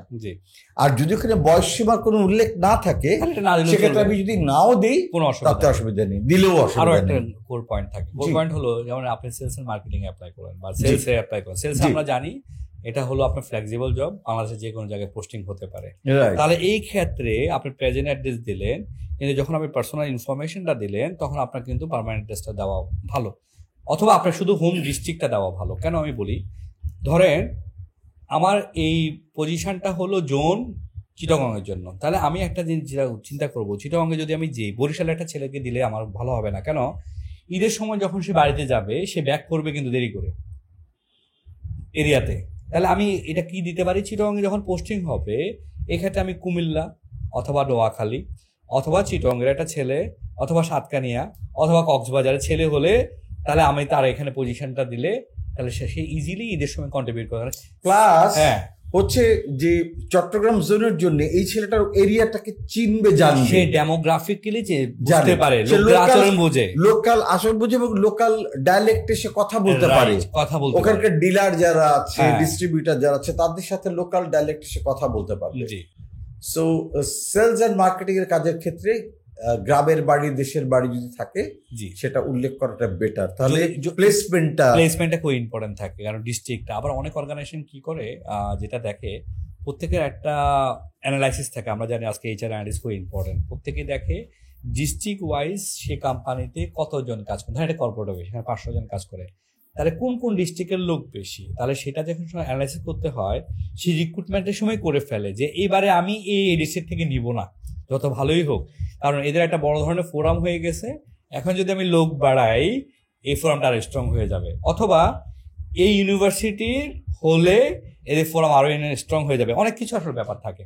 আমরা যখন ব্যাক এন্ডে কাজ করি শুধু একটা জিনিস নিয়ে তো কাজ করি না, অনেকগুলা সাইকোলজি কাজ করতে গেলে তো ডিপার্টমেন্টের মধ্যে কোন ডিস্ট্রিক্টে দেয়া যাবে, তার মানে হচ্ছে মানে আপনারা এটাও দেখেন যে আচ্ছা এখানে সব নোয়াখালী, এই কোম্পানিতে বেশিরভাগ লোক নোয়াখালী, বেশিরভাগ লোক বরিশালের, বেশিরভাগ খুলনার, এটা যেন না হয়, একটা ব্যালেন্স হয়, হিউম্যান রিসোর্সেস যেন থাকে, নাহলে তো একটা আপনার ইউনিয়ন হয়ে যাওয়ার সম্ভাবনা থাকে। আবার অনেক অর্গানাইজেশন চায় সেই যে এরিয়ার সেই এরিয়ার লোক হলে ভালো হয়। হ্যাঁ, এটা স্পেশালি যারা গ্রাম থেকে উঠে আসে, যারা বড় কোম্পানি করে, আর তাদেরও আবার দাবিও থাকে স্থানীয় লোকদের, এলাকার লোকদের, ভাই তুমি আমার এলাকার লোক, তোমার কোম্পানি, আমার ছেলে যদি চাকরি না পায় তাহলে কেমনে হইলো। তো তারও একটা দুর্বলতা থাকে যে আচ্ছা বরিশালের লোক হইলেই চাকরি। হ্যাঁ, আমরা প্রায় দেখি। কিন্তু আমরা একটা জিনিস আমাদের মনে রাখতে হবে সবসময়, আমাদের যত ডেমোগ্রাফিক ইনক্লুশন করতে পারবো তো অর্গানাইজেশনের মধ্যে কালচার যে ডাইভার্সিটিটা অনেক বেশি বাড়বে। এই জিনিসটাতে কিন্তু আমাদের কাজ করতে হবে। এটা আমার মনে হয় যে এটা একদম ব্যাক এন্ডের ব্যাপার, এটা নিয়ে ওদের আজাদা চলবে। সো ওইখানে বিশেষ করে সেলস এন্ড মার্কেটিং এর কাজ যদি হয় তাহলে গ্রামের বাড়ি বা দেশের বাড়িটা উল্লেখ করা বেটার। তাহলে হোম ডিস্ট্রিক্ট দিলে সেই অনুযায়ী তার প্লেসমেন্টটা সম্পর্কে ভাবা যায় যে উনি ওই এলাকাকে চিনবে, ডায়ালেক্টটা জানবে, ওই এলাকা সম্পর্কে তার সম্যক ধারণা থাকবে। So that will be a plus point. Very good. তাহলে আমরা অনেকগুলো মোটামুটি আমরা পয়েন্টগুলো জেনে গেলাম। তারপরে আমরা একটা সিভি বানাবো, অবশ্যই অবজেক্টিভ লিখবো যে আমার জীবনের অবজেক্টিভকে আমি আলটিমেটলি, ছোটবেলা যেমন আমাদেরকে বলতো না যে বড় হয়ে কি হতে চাও, তো সেরকম আমাদের বলতে হবে যে আমি আসলে ক্যারিয়ারের আমার নিজেকে কোথায় দেখতে চাই সেটা। তারপর একটা সামারি ফ্রেশারদের ক্ষেত্রে যে আমি কি কি এক্সট্রা কারিকুলার অ্যাক্টিভিটিস করেছি, আবার কি কি ক্যাপাসিটি আছে, আমি ছবি আঁকতে পারি কিনা, আমি লিখতে পারি কিনা, ভালো আমি ডিবেট করতে পারি কিনা, কুইজ করতে পারি কিনা, আমি রোটারি ক্লাব করি কিনা, হ্যাঁ সংগঠন করি কিনা, দেখা গেল বন্ধু সভা করি হয়তো বা, এগুলো লেখা। দেন আসবে হচ্ছে ফ্রেশার্স যদি হই তাহলে আমার পড়ালেখা, যে আমি পড়াশোনা করেছি এই সাবজেক্টে, এই বিষয়ের উপর পড়াশোনা করেছি এবং আমি এই সাবজেক্ট আমার মেজর। যদি আমি সিভিতে যাই, আমি সিভি ধরে নিচ্ছি ফ্রেশার্স, তাহলে সেক্ষেত্রে আমার মেজর সাবজেক্ট ছিল এইগুলি এবং এটা আমি সিজিপি পেয়েছি, এই ইনস্টিটিউশন থেকে পাশ করেছি, এত সালে পাশ করেছি এটা। এবং প্রথমে আমি শুরু করব আমার যদি মাস্টার্স করে থাকি তাহলে মাস্টার্স দিয়ে, যদি মাস্টার্স না করা থাকে তাহলে ব্যাচেলার দিয়ে, দেন এইচএসসি, দেন এসএসসি। এবং সব ক্ষেত্রেই আমার রেজাল্টটা লেখা উচিত, ভালো হোক খারাপ হোক। বিকজ যখন খারাপ হলেও যখন আমি লিখি তার মানে হচ্ছে ইট শোজ যে আমি অনেস্ট, এবং আমি খারাপটা নিয়েও আমি পিছিয়ে থাকতে রাজি না। রাইট, আমার একটা অ্যাম্বিশন আছে, আমি যেতে চাই। এবং অনেক ক্ষেত্রে দেখেছি যে রিক্রুটাররা যারা বেশি ভালো রেজাল্ট করে এদের নেওয়ার ক্ষেত্রে দ্বিধান্বিত থাকে যে এই ছেলে তো থাকবে না।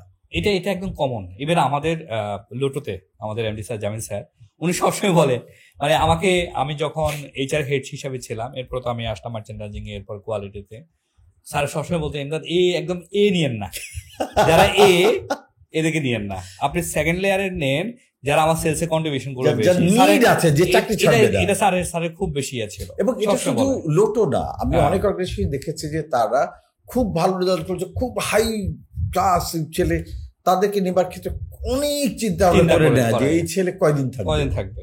সো যাদের রেজাল্ট খুব একটা সুবিধার না, ধরেন সিজিপিএ 3 বা 2.9 মিডিয়াম গোছের, ভয় পায়েন না, আপনার সুযোগটা আসলে বেশি। কারণ যারা রিক্রুট করতে চান তারা দেখতে চান যে ভাই আমার এই ছেলেটাকে রিক্রুট করলাম, ওর জন্য মিনিমাম 2 থেকে 3 বছর আমার এখানে কাজ করে, রাইট, কন্ট্রিবিউট করবে সে, কারণ তার প্যাটের টান আছে এবং সে তার উইকনেসটা জানে যে আমার এডুকেশন কম, তাহলে আমি পরিশ্রম করবো বেশি। রাইট, সবাই কিন্তু পরিশ্রমীকে চায়, দেখবে আপনি পরিশ্রম করলেও প্রতিষ্ঠানই চাই, এভারেজ লোকগুলো ভালো রেজাল্ট লোক লাগবে না, কাজের লোক লাগবে, এবং যার দৃষ্টিভঙ্গি আছে যে আমি ভালো কাজ করে উপরে উঠতে চাইবো। ওই যে আপনি বললেন না, সিভিতে আমার যেটা হোক আমি সত্যিটা লিখবো, আমি উঠতে চাই উপরে, এটা খুব বেশি ইম্পর্টেন্ট। এবং যারা এটা করবে তারাই আসলে ডাকটা বেশি পাবে। Right, right. সো রেজাল্ট খারাপ হলে কোনো অসুবিধা নেই, just right it down.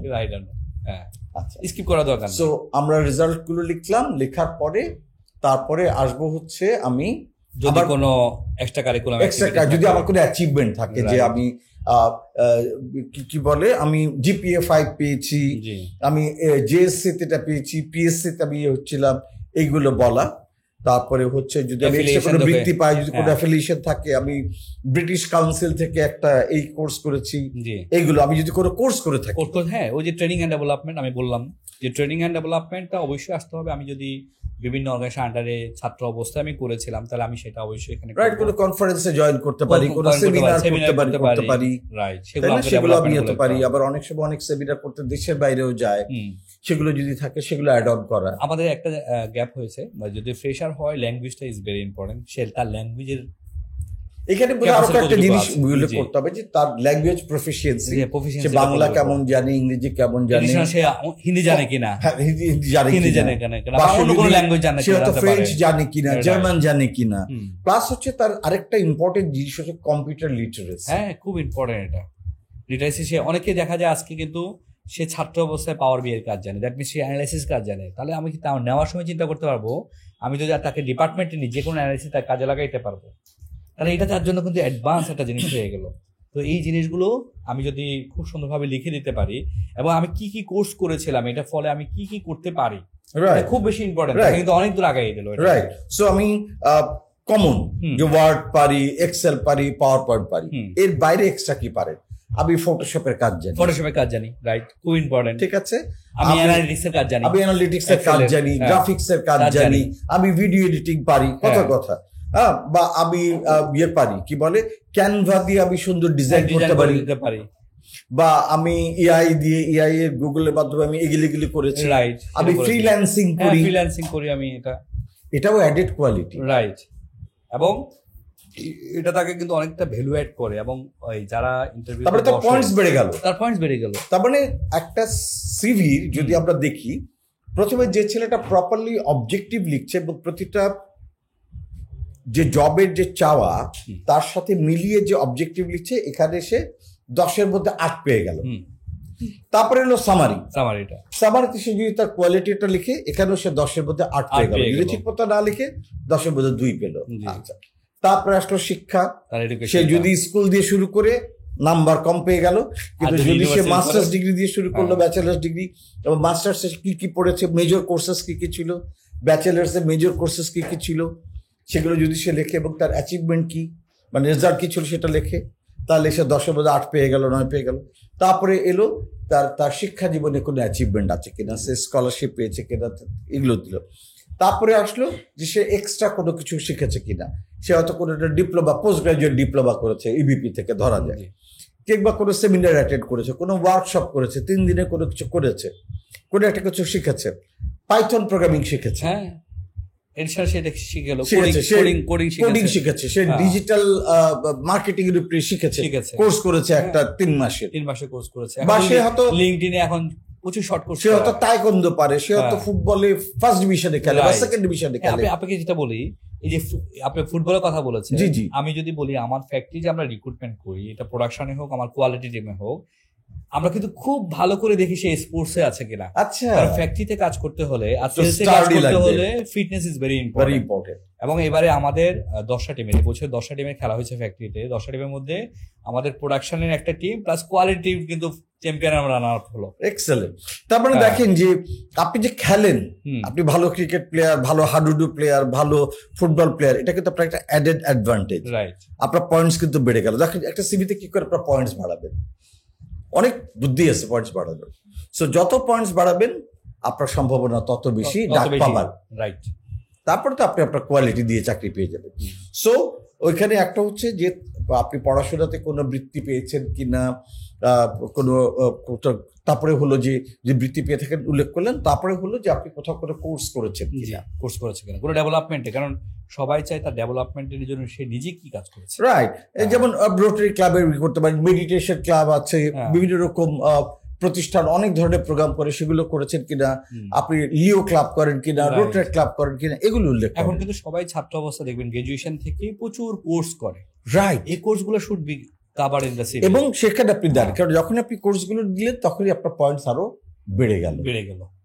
Then you come with আপনার পার্সোনাল ইনফরমেশনটা, এটাও খুব বড় আকারে না, খুব বড় আকারে না, ছোট আপনার আকারে লিখবো। বাবার নাম, হ্যাঁ, মায়ের নাম, মায়ের নাম, আপনার ঠিকানা, হুম, তারপরে দেন ফোন নাম্বার, হুম, এবং হোম ডিস্ট্রিক্টটা, হোম রিলিজিয়ন, ডিস্ট্রিক্টটা, রিলিজিয়ন, হ্যাঁ, এগুলো লেখা। এই দুটো থাকলে চলবে। আরেকটা হলো আমরা মিস করে গেছি, হ্যাঁ, কম্পিউটার লিটারেসি। হ্যাঁ, এর আগে competency আমরা একটু আগেই বলেছি, একটু আগেই আসবে হ্যাঁ, কম্পিউটার এটা আমরা লিটারেসি, আগে বলে আগে যাচ্ছি। বলেছি কম্পিউটার লিটারেসিটা, এবং সেখানে মানে Word, Excel, PowerPoint common, হুম। এর বাইরে এক্সট্রা আপনি কি পান, যা পারবেন। শুধু আমি এক্সেল পারলে হবে না, এক্সেলের মধ্যে আমি কি কাজটা পারি, হ্যাঁ, ইটস ভেরি ইম্পর্টেন্ট। যদি এক্সেল লিখলাম, আমি লিখলাম I am sophisticated MS Excel, কিন্তু এটা লিখলে হবে না। আমি কি ওখানে বিলুকাপের কাজটা পারি কিনা আমি লিখি, যদি লিখে দিই আমি বিলুকাপ পারি, আমি যদি পিভট টেবিলের কাজটা পারি সেটা আমি লিখে দিই, রাইট তাহলে বোঝা যাবে এই ছেলেটাকে নিয়ে আমি কাজগুলো করাতে পারবো। রাইট, এই ছেলে অ্যাডভান্স লেভেলে চলে গেছে, অ্যাডভান্স লেভেলে আছে। সুতরাং আপনি অ্যাডভান্স লেভেলে আছেন কিনা এটা দেখা।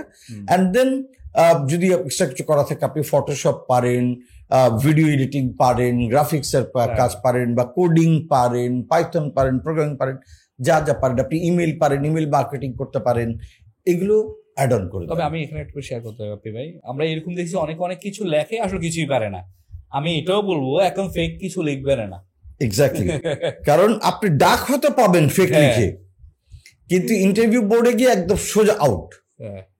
এবং আপনার কিন্তু ওই সিভির উপরে লিখে দিবে যে এ ফেক, আপনি কখনো আর ওই প্রতিষ্ঠানে ডাক পাবেন না।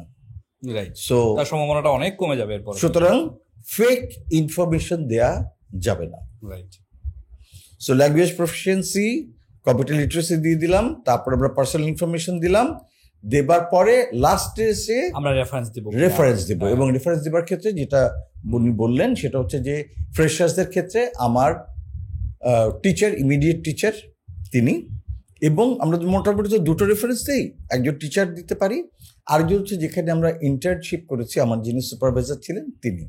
কিন্তু দুটো ক্ষেত্রে আমাকে অবশ্যই তাদের নাম উল্লেখ করবার আগে তাদের অনুমতি নিয়ে, তারা হ্যাঁ বললে তাদেরকে জানিয়ে তারপরে আমার দেওয়া উচিত। এবং তাদেরকে যদি কোনো আমি পার্টিকুলার কোনো অর্গানাইজেশনে অ্যাপ্লাই করি তাহলে বলা উচিত, স্যার আমি এই কোম্পানিতে অ্যাপ্লাই করেছি আমার পজিশনের জন্য, আপনার নামটা স্যার আমি ওখানে দিয়েছি। ওরা হয়তো আপনাকে ফোনও করতে পারে, ঠিক আছে, ওনাকে আপডেট করে রাখবেন, কারণ যদি না জানে উনি হঠাৎ করে কিন্তু রিকগনাইজ করতে পারবেন না। এটা করার পরে তারপরে আপনি একটা ক্লোজিং স্টেটমেন্ট দিলেন, দিয়ে তারপরে আপনার নাম এবং আপনার সিগনেচার এবং ডেট, এবং সিগনেচারটা ডিজিটাল সিগনেচার, কারণ এই যে আপনি ডিজিটাল সিগনেচার দিয়েছেন কিনা সেটাও কিন্তু আপনার একটা পরীক্ষা যে আপনি ডিজিটাল সিগনেচার দিতে পারেন। এবং last but not the least, প্রত্যেকটা সিভির সাথে অবশ্যই একটা ফরওয়ার্ডিং, সুন্দর করে একটা ফরওয়ার্ডিং, এবং professional forwarding. What is professional forwarding? Professional forwarding এর প্রচুর আপনি স্যাম্পল পাবেন, গুগলে পাবেন, চ্যাট জিপিটি আছে আমাদের। সুতরাং আপনার সম্পর্কে বেসিক যদি লিখে দেন, চ্যাট জিপিকে বলেন যে ভাই আমার জন্য একটা প্রফেশনাল একটা ফরওয়ার্ডিং লিখে দাও, চ্যাট জিপিটি লিখে দিবে। কিন্তু লিখে তো দিবে, কিন্তু কি লিখেছে সেটা পড়তে হবে, রাইট, জানতে হবে। এবং যখন আমরা ইন্টারভিউ দিতে যাবার আগে আমাকে অবশ্যই যে সিভিটা আমি পাঠিয়েছি, যে ফরওয়ার্ডিংটা আমি পাঠিয়েছি, সেটা একেবারে প্রত্যেকটা অক্ষর বাই অক্ষর পড়ে একদম ভালো করে রেডি হয়ে তারপরে ইন্টারভিউতে যেতে হবে। আর আজকে তো আমরা সিভি নিয়ে কথা বললাম, আমরা ইনশাআল্লাহ আজকে যেহেতু আমাদের সময় কম, জি আমরা আরেকদিন বলবো ইন্টারভিউতে কিভাবে উইন করা যায়। রাইট, এটাও খুব ইম্পর্টেন্ট, একটা উইন করা যে কত বড় ব্যাপার। অনেকে ভালো কল পেয়েও ফেল করে, কেন ফেল করে সেটা কিভাবে উইন করতে পারে সেটা নিয়ে আমরা পরের পডকাস্টে আপনার সাথে আমরা কথা বলবো। আর আরেকটা যেটা সবচাইতে ইম্পর্টেন্ট কথা, যেটা উনি প্রথমেই শুরুতে বলেছেন ইমদাদ সাহেব, সেটা হচ্ছে যে কোনো জবে অ্যাপ্লাই করার আগে বিজ্ঞাপন যেটা দিয়েছেন প্রতিষ্ঠান, এই বিজ্ঞাপনটা প্রতিটা শব্দ ভালো করে পড়া, এটার মানেটা ভালো করে বোঝা, কি চেয়েছে, কি পজিশনে চেয়েছে, এই পজিশনের কাজ কি কি হতে পারে, এবং এই পজিশন যিনি কাজ করবেন তার কি কি যোগ্যতা থাকা উচিত, আপনার মধ্যে সেই যোগ্যতাগুলো আছে কিনা, থাকলে সেগুলো সিভিতে হাইলাইট করা। অর্থাৎ আমরা বলি না আগে পরীক্ষার সময় কি করি, প্রশ্নটাকে ভালো করে পড়ি তারপরে উত্তর লিখি, প্রশ্ন না পড়ে যদি উত্তর লিখি নাম্বার পাবো না। সো আমাদের কিন্তু যে বিজ্ঞাপনটা আসে চাকরির, ওটা হচ্ছে আমাদের প্রশ্ন। আপনি যত ভালো করে প্রশ্নটা পড়বেন, যত ভালো করে প্রশ্নটা বুঝবেন, আপনি তত ভালো করে উত্তর লিখতে পারবেন। তাকে ম্যাচ করা উচিত, যদি ওখানে 7টা পয়েন্ট থাকে রোল, কোন রোলটা আমি পারি আর কোনটা আমি পারি না, তাহলে আমার উচিত হলো আমি যেটা পারি এটাতে আমি কি করি সেটা জেনে নেওয়া, আর আমি যেটা পারি না সেটার বেসিকটা কি, এটা কনসেপ্ট তাকে নিতে হবে। কারণ কনসেপ্ট ছাড়া তো আপনি যেতে পারবেন না, ইনফরমেশন তো আপনি নিতে পারেন।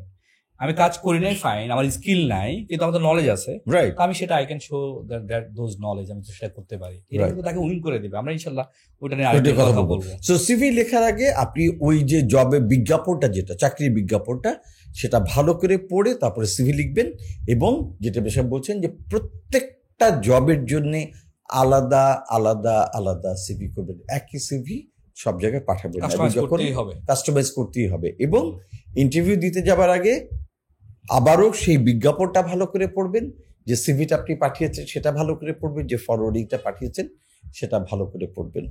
আমরা খুব স্পেসিফিক ধরে ধরে স্ট্রাকচার ওয়েতে আলাপ করলাম সিভি রাইটিং এর ব্যাপারটা।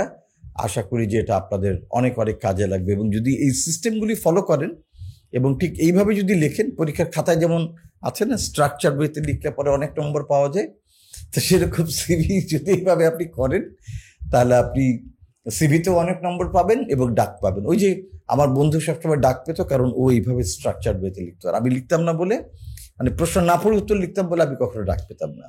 তো আজকে শিখে ফেললাম যে কি করতে হবে, তাই না? শিখেছেন, এবং ইনশাআল্লাহ যদি এই সিস্টেমটা আপনারা ফলো করেন আপনারা ডাক পাবেন, তাই না ভাই? ইনশাআল্লাহ ইনশাআল্লাহ।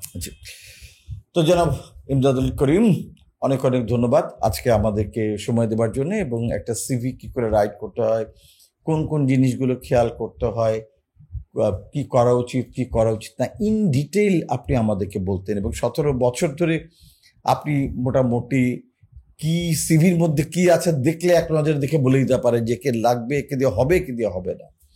সো আপনার মতন অভিজ্ঞ মানুষের কাছে আমরা আজকে জেনে গেলাম যে এক নজর দেখে কি করে ডাক পাবো না। তা আশা করি আমরা এখন ইনশাল্লাহ ডাক পাবো, ইনশাল্লাহ আমরা সেটাই আশা করি। তো নেক্সটে আমি আশা করব আপনারা আজকে যে টপিকটা ছিল সেটা ভালো করে একটু সবাই শুনবেন, কারণ এই শোনাটাও কিন্তু আপনার ইনভেস্টমেন্ট, এটা টাইম যে ইনভেস্টমেন্ট করেছেন এটা কিন্তু রিটার্নটা হলো একটা সিভিতে উইন করা, রাইট? এটা হলো আমার রিটার্ন। তো সেটা আমরা আশা করি ইনশাল্লাহ পাবো, এবং নেক্সট আমরা অন্যান্য পডকাস্টে আমরা কিভাবে ইন্টারভিউতে উইন করতে হয়, এরপর আস্তে আস্তে আমরা একদম স্পেসিফিক সাবজেক্ট ধরে আমরা ইনশাল্লাহ কথা বলবো। নিশ্চয়ই। এবং যেটা একটু আগে ইমদাদ সাহেব বলছিলেন যে ইনভেস্টমেন্ট, আমরা স্কুলে পড়ি, কলেজে পড়ি, ইউনিভার্সিটিতে পড়ি, এগুলো প্রত্যেকটা হচ্ছে আমাদের লাইফের ইনভেস্টমেন্ট, কারণ এগুলোর উপরে বেস করে আমার ভবিষ্যৎ জীবন নির্ধারিত হয়। সেভাবে বিভিন্ন কোর্স করা, বিভিন্ন প্রোগ্রাম করা, পোস্ট গ্রাজুয়েট ডিপ্লোমা করা, এবং আপনি আপনার লাইফে যতগুলো স্কিল যোগ করবেন, যত কিছু শিখতে পারবেন, এবং এই ধরনের পডকাস্ট আপনি যত বেশি শুনবেন, লার্ন যত বেশি করবেন, যত বেশি জানবেন, ট্রাস্ট মি এই সময়গুলো আপনার জীবনের সেরা ইনভেস্টমেন্ট। এবং এই ইনভেস্টমেন্ট আজকে আপনি যত ভালো করে করবেন, যত বেশি করে করবেন, আগামীর দিনে তত ভালো রিটার্ন পাবেন। জি, অনেক ধন্যবাদ আপনাকে আমাদের সময় দেওয়ার জন্য। ইনশাআল্লাহ পরের পডকাস্টে আপনার সাথে আমরা ইন্টারভিউ কি করে জিতে আসতে হয় সেটা শিখে ফেলবো। ততদিন পর্যন্ত ভালো থাকুন। আর আমাদের এখানে অনেক ধরনের পডকাস্ট আছে, আমরা অনেক বিষয় নিয়ে কথা বলি, সময় নিয়ে এগুলো দেখুন, কারণ আপনার এই সময়টা এখন ইনভেস্ট করার সময়। ইনভেস্ট করুন এবং এবিপির সঙ্গে থাকুন। দেখা হবে আগামী পডকাস্টে। খুদা হাফেজ।